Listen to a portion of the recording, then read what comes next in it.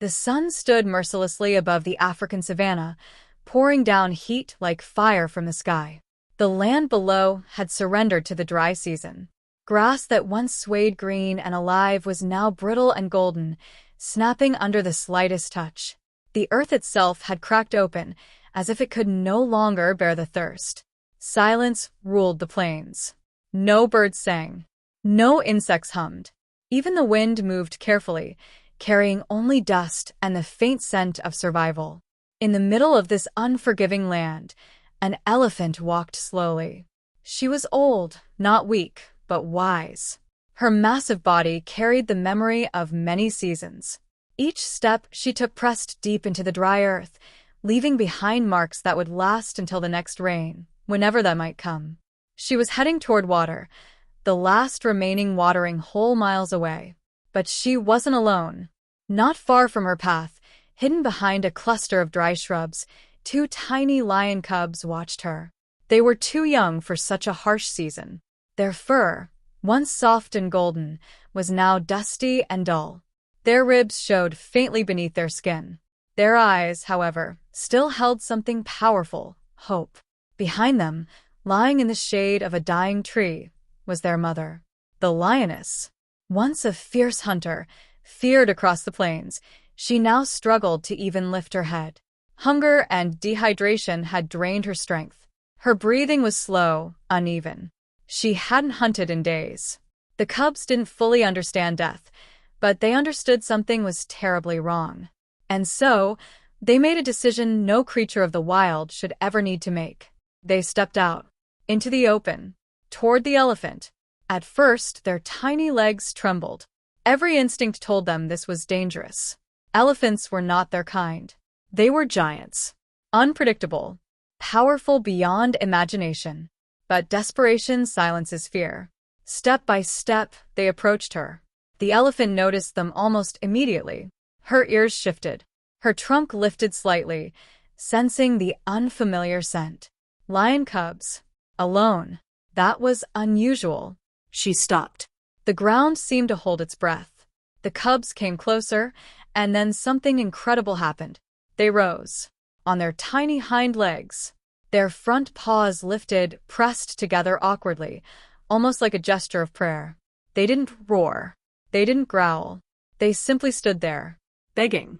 Not with words, but with something deeper. The elephant watched them carefully. Her dark eyes, calm and ancient, studied their fragile forms. She could sense their weakness, their fear, their need. Then she looked past them and saw the lioness. Collapsed. Barely alive. Everything became clear. For a long moment, nothing moved. This was nature. The lioness, in another time, might have hunted one of her kind. The cubs, when grown, could become predators feared by all. There was no rule that said she should help them. No reason, except one. Understanding. The elephant had known loss. She had known drought.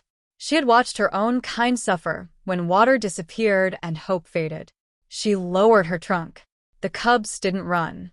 Instead, they stepped back slightly, watching with wide, uncertain eyes.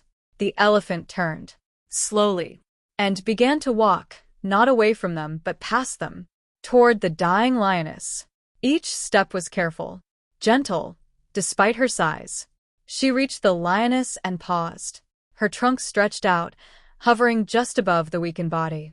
She could feel the faint warmth, the fragile thread of life still holding on.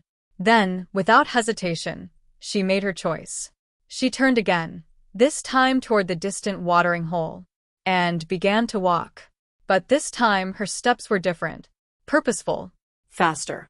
The cubs watched her go, confusion filling their small faces. For a moment, it seemed like nothing had changed, like their silent plea had been ignored. But minutes later, something unexpected happened. The ground began to tremble again. The elephant returned. Her trunk was heavy with water. She had carried it all the way back. Slowly, carefully, she released it over the lioness. The water spilled like life itself, soaking into dry fur, touching cracked lips, cooling the burning heat. The lioness stirred. Just barely. But it was enough. The cubs rushed to her side, letting out soft, broken cries. They nudged her, their tiny bodies pressing against hers.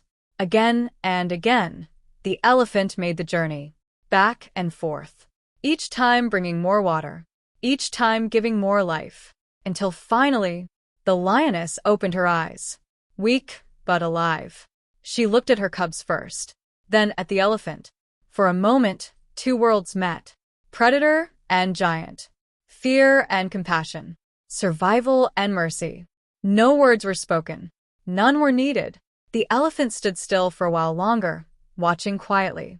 Then, as the sun began its slow descent, she turned once more and walked away, her massive figure fading into the golden horizon. She did not look back. She didn't need to.